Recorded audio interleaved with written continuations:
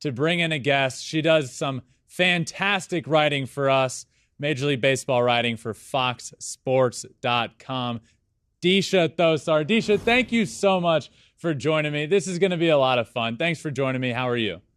Of course. I'm great, Ben. How are you? I am great. So you cover the New York teams, Mets, Yankees. You're also covering the NL East race, which is an unbelievable race right now. But I want to start with the Mets, one of the teams you cover there in New York. We'll get this out of the way first. This team is built around a few guys, but their statement pieces. They have Max Scherzer and Jacob deGrom at the top of that rotation. Max Scherzer is now on the IL, retro to a few days ago. So can you give me an update on where Max Scherzer stands? What can we expect? What is wrong with him? And when can we expect him back? Sure. Yeah. He's been going through some left side issues ever since his last start. He said it popped up on Saturday when he was on the mound, and it kind of just wasn't going away, which was obviously concerning for him, only because he had that left oblique strain, back in May, and that caused him to miss 7 weeks of the season. And when Scherzer went on the IL, I spoke in length to him in May when he was really beating himself up about not taking himself out of that start sooner, and he thinks he basically caused that strain to get much worse and it could have been prevented. So I do think the way he handled that situation a few months ago is in the back of his mind now as he battles these left side issues. The Mets are calling it irritation, fatigue. I think really it's probably a minor strain that isn't going to really affect him as much as he hopes it will on the mound, but the Mets are not going to call it that at this late in the season, especially. So Yeah. the hope is that this stay on the IL for him, these 15 days will sort of clear it up and he'll be ready to go. But it really is anyone's guess how much this will impact him going forward. I think there's a real concern here that it Yeah. could pop back up and turn into something more serious, especially if they're sort of rushing him back already with promising that he'll stay only 15 days on the IL and come back right after that. Of course, he's very important to what the Mets want to do in the playoffs. So it's important for the Mets to get him right. So this is the same thing that plagued him in May, just hopefully not near as serious. But he said at the time he was frustrated with himself for not taking himself out and being more cautious with it. This is basically him saying, I was more cautious with it this time. Hopefully it's not as serious as it was then, and not near as much time will be missed. That's the hope. Exactly. Yes, exactly. And he was very upfront about how he's proud of the way that he handled it. He has no regrets about the way that he handled it. So I think this is a sort of turnaround for him in just a growth and reaction standpoint of learning from it, because he really beat himself up these past few months in the way that he can't even. He said he this last week he said, if I didn't take myself out of this start, I couldn't look the guys in the face and say that I'm doing my best to help the team. So I think that factor is at least mentally weighing the most on his mind. And yeah, all signs are pointing to this being not as significant injury as a full-on oblique strain. He said his left side just feels achy. If he had to, he could pitch through it. All of these things, of course, are things you say in September when your team is in a pennant race, and he knows he's important to everything the Mets want to achieve going down the stretch here. Deesha, this could be a two-part question, one from the player's perspective and one from the fans. But what is the vibe in Queens these days? They've been a fantastic team, one of the elite teams in baseball all year long. Max Scherzer goes down. The Atlanta Braves have dwindled the lead down from double digits to a tie in the division, not from anything the Mets have done, just from how good the Braves have been playing. And is there some worry? Is there some concern, or is there confidence going on in Queens? First off, from in the clubhouse, and then the fan perspective in Queens. Yeah, I think this is, at least for me, though, covering this team for the last 4 years, it's a complete change from what they were going through, that vibe in the clubhouse at this time last year. Similar position where the Braves were, again, threatening to take first place from them. Eventually, the Braves did it. And even now, a couple days ago, or they tied first place with the Mets, the Braves, and it was really the onus is on the Mets here to show fans and every even prove to themselves that this is not last year. And they did that yesterday with their doubleheader sweep over the Pirates.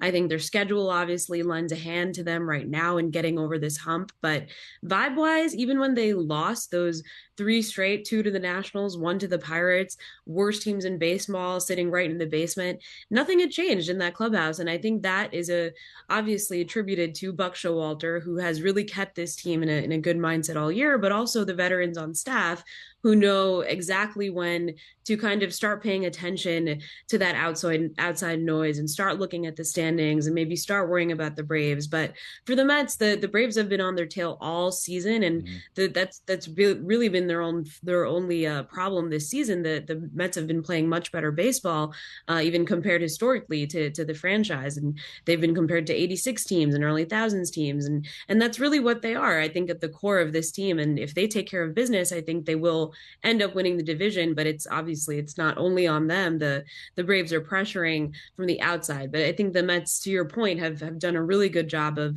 controlling that vibe inside and keeping a really steady pace. They're really not paying attention to Twitter as much, to all of that outside noise. I think they're keeping all of that in check. I think they are a great team, and I've been saying it all year long. The Mets aren't going to Met, and people need to stop saying that. But I think the vibe of I was watching a game the other day, and there was a fan on being interviewed, and he was like, "We can't hit, and the Braves can't lose." Same old story. And I'm just like, "Oh God, you'll be just fine."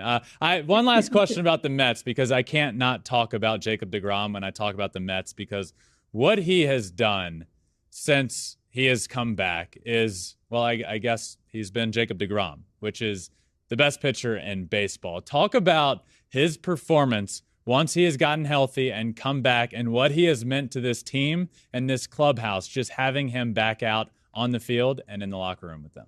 Yeah, I think deGrom always stabilizes the Mets, no matter where they are in the standings. Of course, his Cy Young season in 2018 came in a year where the Mets were awful, and that was deGrom was always the focus and the excitement in Flushing. And then same thing in 2019, they didn't make the playoffs again, but deGrom was the excitement and the focus.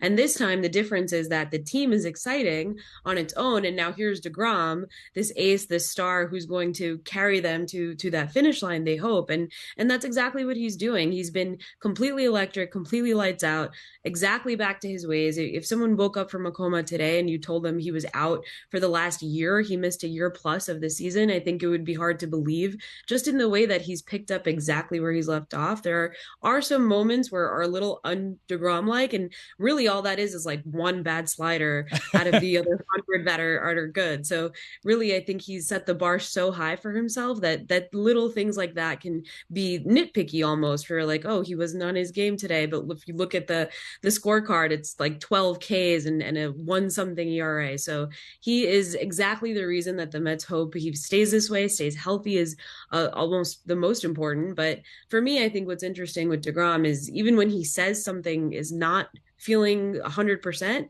the results are always 100%. So I think, especially down this stretch and with this pennant race so important, he's only going to step it up, which is really scary, I think, for opposing teams, that he isn't even his best yet. This is him just getting started this season. So this NL East race is probably the best divisional race in baseball. And one question here about the Braves. Had you said in April that the Braves and Mets would be tied and the Braves would cut down a lead from double digits and tie the Mets, and it's because of Spencer Strider and Michael Harris II, people would have been like, what are you talking about? But how much is that the case? How vital of a role have the rookies, not just those two, but the other young guys for the Atlanta Braves, played a role into where they are right now?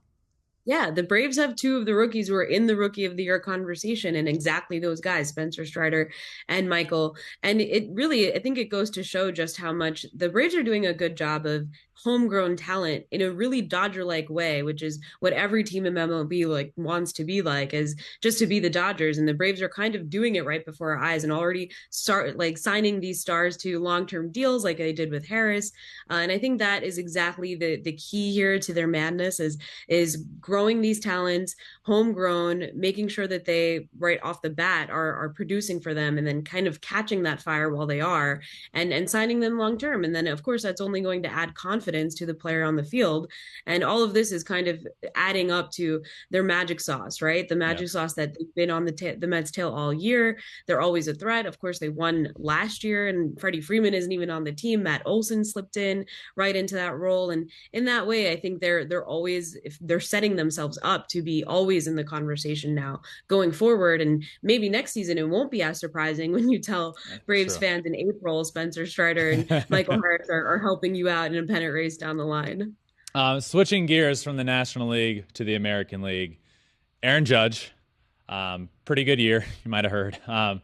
He is on a tear, a historic one, and he is now 6 away from tying Roger Maris, 7 away from breaking Roger Maris's all-time New York Yankees single-season home run record.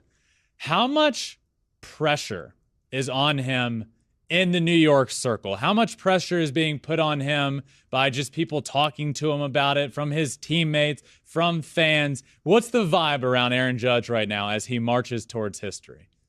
Yeah, I think the outside pressure is the most we'll ever see in a New York market. And that's even hard to quantify because there's always so much pressure on big True. stars. But listen, if Judge didn't want it, he could have accepted that offer that the Yankees gave him at the start of this season. Instead, he bet on himself. And he added that pressure, and he truly doesn't care. And even right now, you can ask him about the home run race, breaking Maris's record, and he shuts it down immediately. And of course, this is his public comments. He's, of course, thinking about all of these records. And as of yet, he has not shown that pressure. I think it will be extremely interesting as we get closer to that 61 number, whether he starts to feel it, whether he goes into sort of a freeze and his production drops. But from what we've seen of him all year, there are going to be no signs of that. And personally, I like to compare exactly what he's doing to what Roger Maris did, which was break Babe Ruth's record 61 years ago, but with also that immense pressure and pure hatred from the Yankees fan base. They did not want him to do it. They wanted Mickey Mantle to topple that record. Maris was out here smoking 3 packs of cigarettes a day, losing his hair. Like it was a lot, and you could see it. And that's exactly what Judge is not doing. If maybe he is, I don't know, maybe after games in the back, he's smoking cigarettes 3 packs a day, but clearly he's as cool as a cucumber. So we wouldn't even know it. Deesha, I think you make a great point of, yeah, there might be a lot of pressure around him, but I think we saw that he'll take on all the pressure from earlier this year when he turned down the contract and said, I'm going to bet on myself. That's quite the bet and quite the pressure you're putting on yourself. So I don't think this is going to get to him. So my last question for you, probably the most loaded one for you, is does he get it done? Does Aaron Judge break the record? What do you think? Yeah, I think he's going to break it. Again, I think maybe we'll see maybe a 1 to 2 game sort of lockup, maybe freeze, if that. But I think he's not only going to break it, he might get to like 65 at this point. And everyone will be happy at 61, 62. But yeah, I think the sky's the limit. And especially with the way the Yankees are performing right now, that makes Aaron Judge even more propelled to step up to the plate and help them out and put some wins on the board. So maybe if the Yankees were flying high like they were in the first half, the pressure might be more on him to perform and break that record. But I think his mindset is helping the team at all costs. And it's kind of working to his personal favor. Yankees fans aren't obviously liking what's going on with the team recently, but it is helping Judge put up those numbers that he is right now. Thanks for watching. If you love flipping bats, swinging 3-0, or just talking ball, join us. Call us at 213-537-9339 with your questions. We have a weekly guest, and we have a lot of fun, so hit that subscribe button.